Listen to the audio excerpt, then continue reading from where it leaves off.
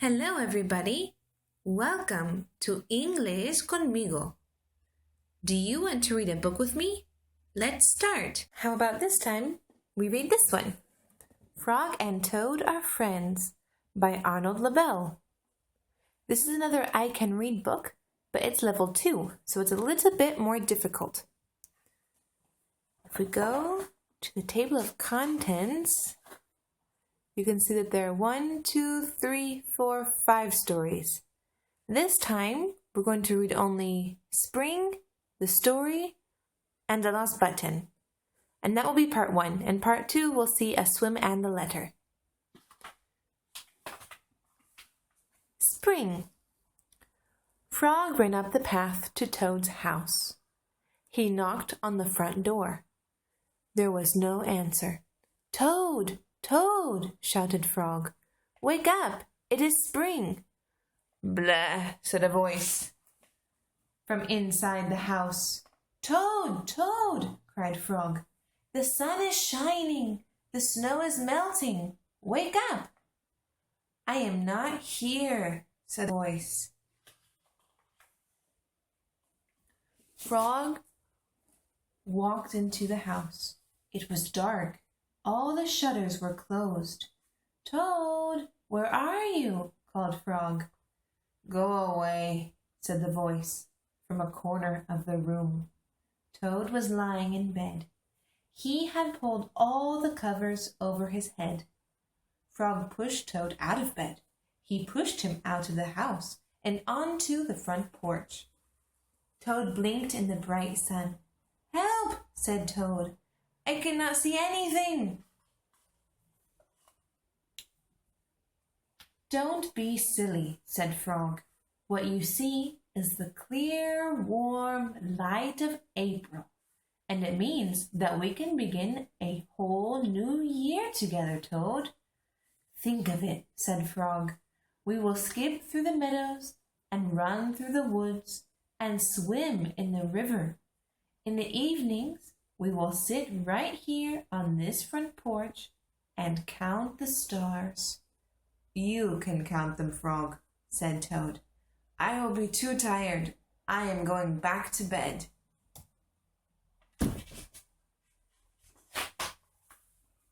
Toad went back into the house. He got into the bed and pulled the covers over his head again. "But Toad," cried Frog, "you will miss all the fun." "Listen, Frog," said Toad. "How long have I been asleep?" "You have been asleep since November," said Frog. "Well then," said Toad, "a little more sleep will not hurt me. Come back again and wake me up at about 1/2 May. Good night, Frog." You see, he's in bed and you can't see him. He's under the blankets. "But Toad," said Frog, "I will be lonely until then." Toad did not answer. He had fallen asleep. Frog looked at Toad's calendar. The November page was still on top. Frog tore off the November page. He tore off the December page, and the January page, the February page, and the March page. He came to the April page. Frog tore off the April page, too. Look at all the pages falling to the floor. Then Frog ran back to Toad's bed. "Toad, Toad, wake up! It is May now." "What?" said Toad. "Can it be May so soon?" "Yes," said Frog. "Look at your calendar." Toad looked at the calendar. The May page was on top. It says May right there. "Why, it is May," said Toad as he climbed out of bed. Then he and Frog ran outside to see how the world was looking in the spring. In the spring, the plants are growing, but there's still some snow on the ground. What a trick. Next one is the story. One day in summer, Frog was not feeling well. Toad said, "Frog, you are looking quite green." "But I always look green," said Frog. "I am a frog. Today you look very green. Even for a frog, said Toad. Get into my bed and rest. Toad made Frog a cup of hot tea. Frog drank the tea, and then he said, Tell me a story while I am resting. Do you see his little teapot? All right, said Toad.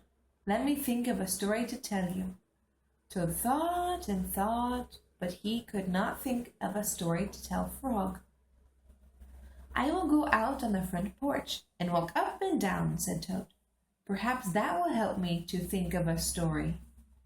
Toad walked up and down on the porch for a long time, but he could not think of a story to tell Frog. You see him walking? Then Toad went into the house and stood on his head. Why are you standing on your head? Asked Frog. I hope that if I stand on my head, it will help to think of a story, said Toad. Toad stood on his head for a long time, but he could not think of a story to tell Frog. Then Toad poured a glass of water over his head. Why are you pouring water over your head? Asked Frog.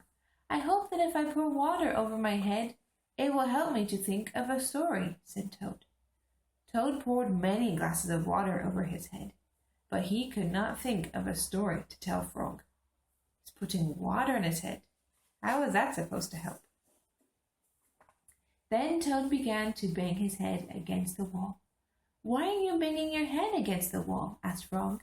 I hope that if I bang my head against the wall hard enough, it will help me to think of a story, said Toad. Ouch! Look, he's hitting his head against the wall so he can think of a story. I am feeling much better now, Toad, said Frog. I do not think I need a story anymore. Then you get out of bed and let me get into it, said Toad, because now I feel terrible. Frog said, Would you like me to tell you a story, Toad? Yes, said Toad, if you know one. Look, they're changing places. Once upon a time, said Frog, there were two good friends, a frog and a toad. The frog was not feeling well. He asked his friend the toad to tell him a story. The toad could not think of a story. He walked up and down on the porch, but he could not think of a story. He stood on his head, but he could not think of a story. He poured water over his head, but he could not think of a story. He banged his head against the wall, but he could not think of a story. Then the toad did not feel so well, and the frog was feeling better. So the toad went to bed, and the frog got up and told him a story. The end. How was that, Toad? Said Frog. But Toad did not answer. He had fallen asleep. A lost button. Look how tall the flowers are compared to the frog and the toad. Toad and Frog went for a long walk. They walked across a large meadow. They walked in the woods. They walked along the river. At last they went back home to Toad's house. Oh, drat, said Toad. Not only do my feet hurt, but I have lost one of the buttons on my jacket. Do you see that there's a button missing? It's fallen off. Don't worry, said Frog.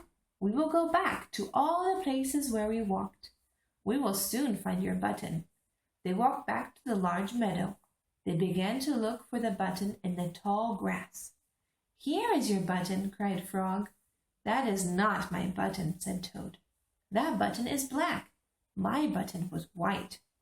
Toad put the black button in his pocket. See, Frog found a button, but it's not the right button.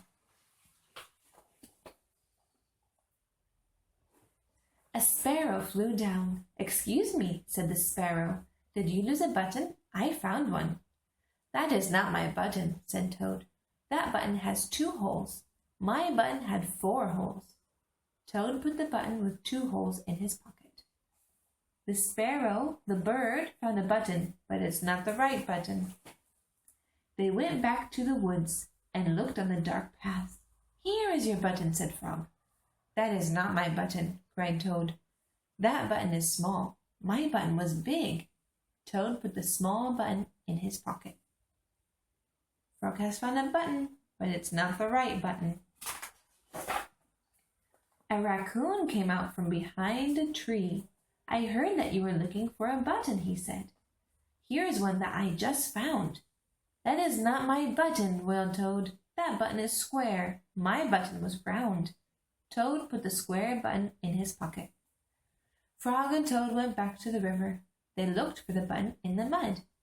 Here is your button, said Frog. That is not my button, shouted Toad. My button is thin. Oh, sorry. That button is thin. My button was thick. So the frog found a button, but it's not the right button. And the raccoon found a button, but it's not the right button.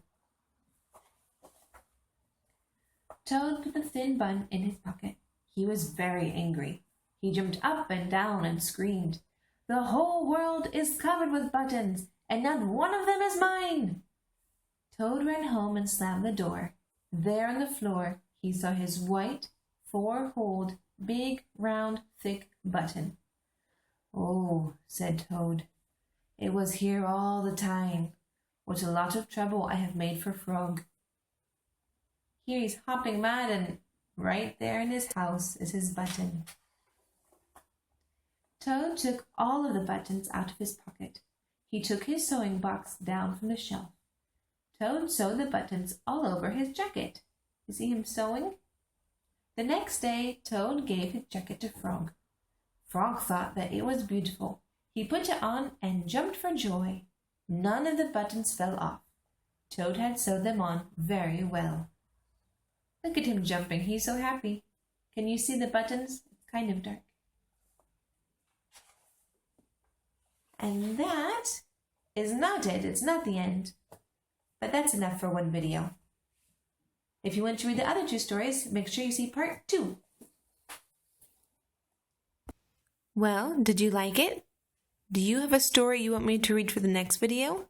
Let me know in the comment section below. Or you can contact me through Facebook and Twitter. And don't forget to subscribe so you can see more of my fun videos like these. Thank you and bye-bye!